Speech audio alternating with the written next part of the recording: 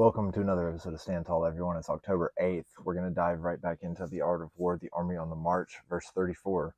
When an army feeds its horses with grain and kills its cattle for food, and when the men do not hang their cooking pots over the campfires, showing that they will not return to their tents, you may know that they are determined to fight to the death. 35. The sight of men whispering together in small knots or speaking in subdued tones points to disaffection among the rank and file. 36. Too frequent rewards signify that the enemy is at the end of his resources. Too many punishments betray a condition of dire distress. So we hop over to an alternative translation real quick. Get some additional insight. Master Sun says, when they kill their horses for meat, it means that the soldiers have no food. When they have no pots and do not go back to their quarters, they are desperate adversaries. Mei Yao-Chen says, when they kill their horses for food, get rid of their cooking utensils, and stay out in the open, not returning to their quarters, they are desperados and will surely fight to the death for victory. Master Sun says, when there are murmurings, lapses in duties, and extended conversations, the loyalty of the group has been lost. Mei Yao-Chen says, murmuring means people spitting out their true feelings. Lapses in duties means negligence on the job. As for extended conversations, why would the strong fear the alienation of the group?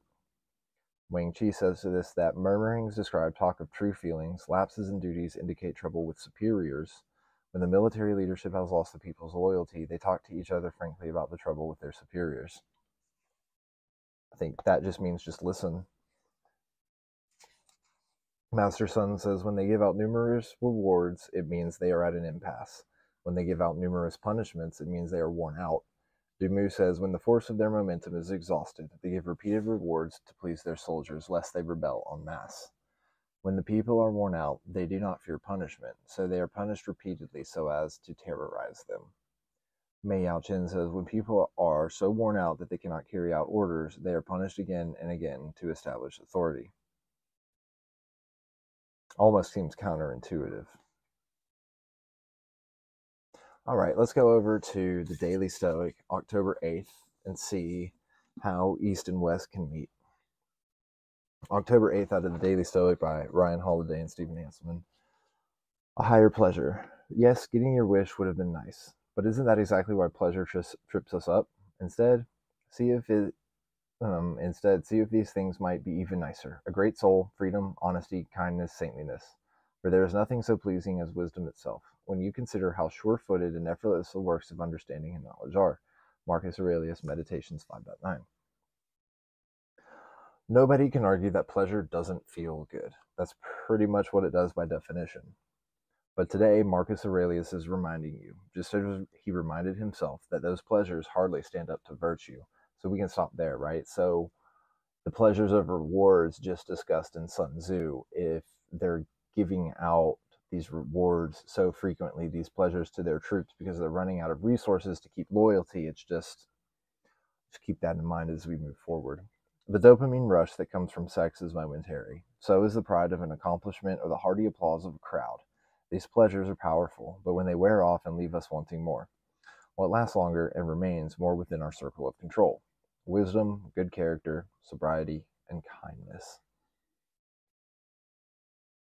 Interesting.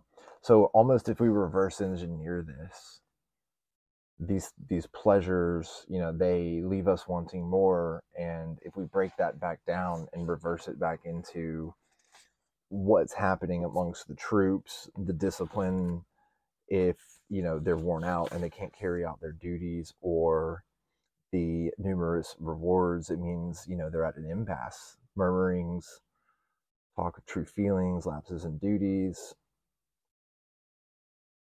Murmurings means people spitting out their true feelings, and so I think those are like the impulse of the pleasure of like being able to speak that out and to speak that into the moment. And as leaders, we need to reverse engineer that, take it backwards, and then look at it from the bigger picture of wisdom, good character, and kindness, sobriety, right? So these things also go along with like winning tactics, winning wars, and just what Sun Tzu is talking about. And so while we remember to be disciplined within ourselves, Sun Tzu is showing us the opposite of when those that are our enemies, our thoughts, our enemy thoughts, or competitors or such, if they are not using the wisdom, the good character, and these things to control that, to control the momentary pleasure, and that's what they're seeking, the enemy, right? That is maybe something to keep aware of. So that's why we keep standing tall around that. We don't let those thoughts of the quick dopamine hit outweigh the tried and true and disrupt us from our path.